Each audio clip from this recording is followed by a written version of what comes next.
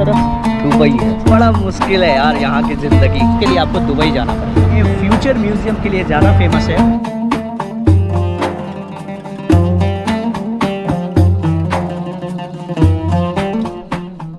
स्वागत है आप सबका एक और नई वीडियो में। ये वो जगह था जहाँ मैंने सोया।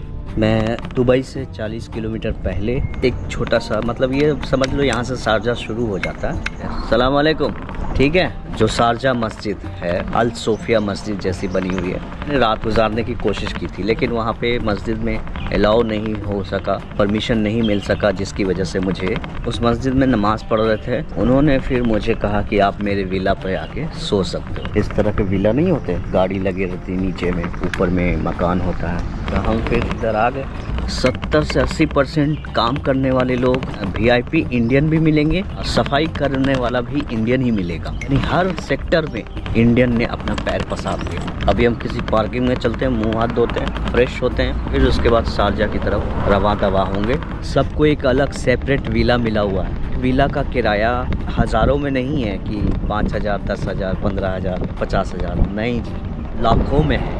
1 लाख, 2 लाख। सोचो दुबई से 40 किलोमीटर पहले जब ये हाल है घरों का, वहाँ पर तो कोई ज़मीन ही नहीं होगा, कोई घर भी नहीं मिलेगा, कुछ भी नहीं मिलेगा रहने के लिए। और मैंने सुना कि यहाँ पे कोई हॉस्टल फैसिलिटी भी नहीं है। भाई आदमी अगर कोई टूरिस्ट घूमने आएगा कम बजट वाला, तो वो कहाँ घूमेगा, फिर कैसे घूमेगा, हमें यही समझ नहीं आ रहा। अब हर कोई तो लग्जरी ट्रैवल करने के लिए दुबई नहीं आ सकता। भाई जैसा देखता हूँ आगे चल के क्या होगा क्या नहीं होगा। भैया मिले हैं हमारे, कट्टा वट्टा लेके चलते हैं। यूपी में कहाँ से? यूपी आजमगढ़ से। क्या बात है जी, क्या बात है यार। पूरा इंडिया यहाँ आ गया है। हाँ भैया, पूरा इंडिया छोड़ के यहाँ आ गया। बताओ, हमरा लग रहा है कि हम तो यहीं इंडिया में बा।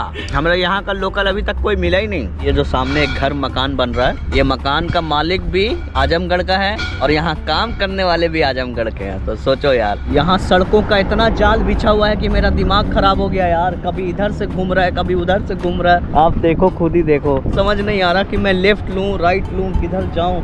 एक तो पूरे UAE में आप छोटा साइकिल, मोटरसाइकिल, स्कूटी वगैरह, इन सब का कोई वैल्यू ही नहीं है, इसकी कोई कीमत नहीं है। यहाँ पे खाली लग्जरी कार चलता है, सब कुछ लग्जरी। सारी गाड़ी धुली हुई, पूरा बालू वाले इलाके को चकाचक रोड में कन्वर्ट कर दिया। ऐसा लगेगा जैसे हम राजस्थान में चल रहे हैं। शारजा अभी भी यहाँ से 30 किलोमीटर है। ओमान साइड की तरफ फुजेरा था, वहाँ से शारजा दुबई 120-30 किलोमीटर का। जितना आप ईरान बॉर्डर की तरफ जाएंगे, उधर UAE का स्ट्रेच है ना, वो थोड़ा सा कम होता चला जाएगा, और इधर जितना जाएंगे तो बढ़ता चला जाएगा। इस तरफ अजमान है, इधर जो सड़क जा रही है ये जा रही है शारजा की तरफ। हमारे लेफ्ट हैंड साइड में उस तरफ दुबई है।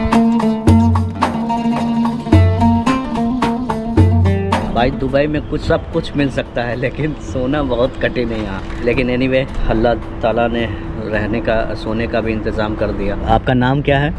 रफ़ीक। मेरी दुआ इंशाल्लाह आपके साथ है। फ़िलहाल मैं शारजा UAE में।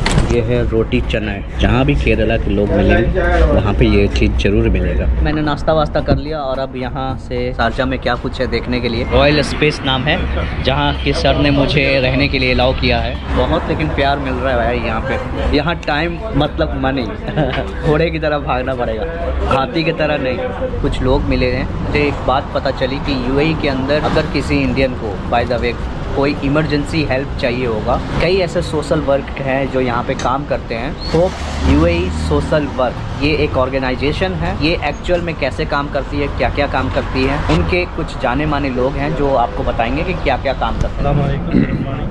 ये गरीब लोग का हेल्प करते हैं। मेडिकल कैंप, ब्लड कैंप, नशा का प्रॉब्लम है, कोई बीमार हो जाएगा, फिर death case, very important death case, बहुत हम लोग हैंडल करते हैं। ओवरऑल कोई भी इमरजेंसी सिचुएशन हो अगर आपको UAE या पूरे मिडिल ईस्ट में, तो वहाँ पे आपको ये जो ऑर्गेनाइजेशन है इनसे कांटेक्ट कर सकते हैं। इनका लिंक, इनका नंबर, इनका mobile number, WhatsApp number, email ID, इनका पूरी डिटेल्स इस वीडियो के डिस्क्रिप्शन में मिल जाएगा और आपके स्क्रीन पर भी फ्लैश हो रहा होगा।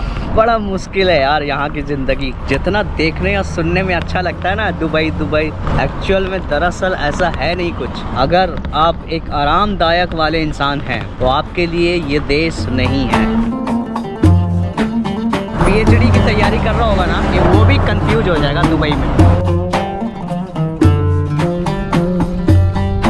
रास्ते में भटक गया था, क्योंकि रास्ता यहाँ कन्फ्यूजन वाला है, तो भटक गया पाकिस्तान से। तो सलाम वालेकुम भाई, कैसे हैं? ठीक हैं? मकसद मत भूलना भाई जान आप अपना। मकसद हमारी यही है, दुआ करो हमारे लिए, अल्लाह आपको कामयाब करे, अल्लाह आपको सेहत दे दे। इसके लिए दुआ करते हैं, अल्लाह इसको सेहत दे। और अच्छा लगा इससे मिलकर। खाना खाया है? हाँ खाया।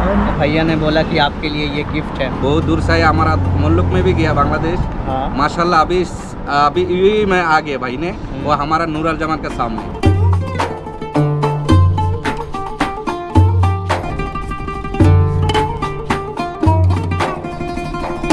फाइनली हम आ चुके हैं शारजा के बीच वाले एरिया में। चारों तरफ देखोगे यहाँ कंस्ट्रक्शन का काम चल रहा है, मतलब कभी यहाँ काम नहीं रुकता। लेफ्ट हैंड साइड में देखो काम ही काम हो रहा है।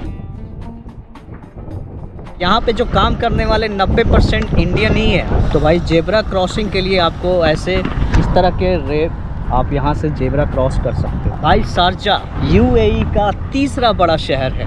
यहाँ पे बहुत सारे बोट लगे हुए हैं, वाटर बोट। इस शहर में ज़्यादातर आपको commercial building, industrial area, factory वगैरह देखने को मिलेंगे। दुबई के पास 3 शहर हैं। यहाँ से 30 किलोमीटर दूर दुबई है, पे मैं बैठा हूँ, ये शारजा है। यहाँ से 15 किलोमीटर और आगे जाएंगे इस तरफ तो आपको मिलेगा अजमान। अगर आप 5000 से दिरहम से नीचे कमाते हैं, जो कि INR में 15 लाख के आसपास होता है, तो आप दुबई में सरवाइव नहीं कर पाएंगे। अगर आपको दुबई में रहना है तो आपके पास 5000 दिरहम हर महीने का होना चाहिए, तभी आप कोई बिजनेस कर पाएंगे, वहाँ किराए के मकान में रह पाएंगे और एमिरेट्स ID का लाभ ले पाएंगे।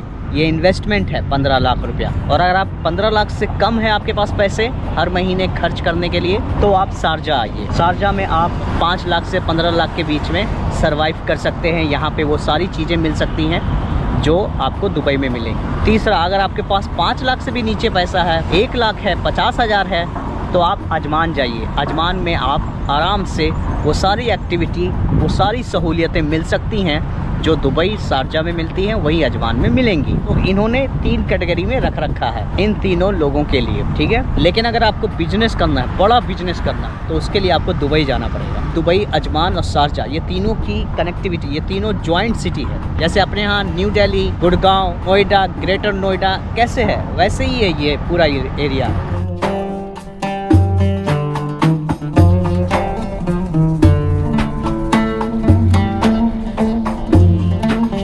एक चीज़ मैं आपको दिखाता हूँ कि यहाँ के डस्टबिन में आपको हिंदी भाषा में भी लिखा, अन्य सभी कूड़े, बोतल, डिब्बे और प्लास्टिक, कागज़, अखबार और कीबोर्ड रिसाइकिल हियर।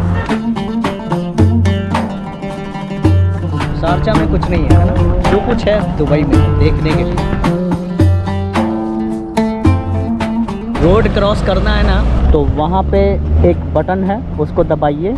चलिए मैं आपको दबा के दिखाता हूँ। Push button and wait for signal opposite. तो यहाँ पे मैंने ये बटन दबा दिया, ग्रीन हो गया, अब मैं जा सकता हूँ। अब ये गाड़ियाँ रुकेंगी। इस तरह की फैसिलिटी आपको मिलेंगे दुबई में, शारजा में और हर जगह। हम आ चुके हैं Sharjah museum of Islamic civilisation. अब देखते हैं कि ये खुला है या नहीं, बंद है, क्या है। म्यूज़ियम में रैंप वगैरह है या नहीं। वैसे तो दुबई में फ्यूचर म्यूज़ियम के लिए ज़्यादा फेमस है, लेकिन यहाँ पे सिविलाइजेशन म्यूज़ियम भी अवेलेबल है शारजा में स्पेशली। तो भाई म्यूज़ियम के दरवाजे के पास आया मैं, जैसा कि मैं सूत्रों के हवाले से पता चला। यहाँ पे मैंने अभी अपने जो सिक्योरिटी गार्ड थे वो इंडियन ही थे, उनसे मैंने पूछा भाई क्या है माजरा, तो 10 दिरहम अंदर का एंट्री चार्ज, फ्री नहीं है यहाँ पे। और हमने बोला कि देखो यार आरक्षण वारक्षण चलेगा हम जैसे लोगों के लिए। कह रहे भैया यहाँ कोई आरक्षण नहीं चलता, जिनकी उम्र 60 साल से ऊपर है वो एमिराती हैं तो उनके लिए फ्री है। ये इस्लामिक सिविलाइजेशन यानी कि इस्लाम कैसे फैला, कैसे बना, कहाँ से शुरुआत हुई, इसकी पूरी A to Z कहानी और उनकी सिविलाइजेशन की तस्वीरें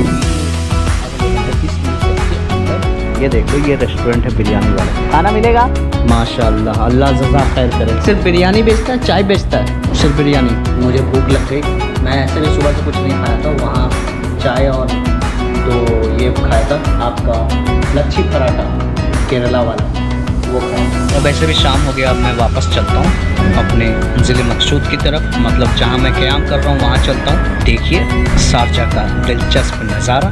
यूएई में एक चीज़ मैंने नोटिस किया, इंडिया में जो समुद्र के किनारे एरिया होता है, बीच वाला एरिया, वहाँ पे रहने खाने और घूमने फिरने का किराया बहुत महंगा होता है, लेकिन यहाँ पे समुद्र के किनारे वाला एरिया सस्ता होता है, बीच वाला एरिया है वो महंगा होता है। ये चीज़ मुझे सुनकर थोड़ा सा हैरानी हुआ। और यहाँ पे सब कुछ कंबल, तकिया, चादर वादर सारा सामान इंडियन मिल रहा है भाई। यहाँ पे सस्ता बहुत है।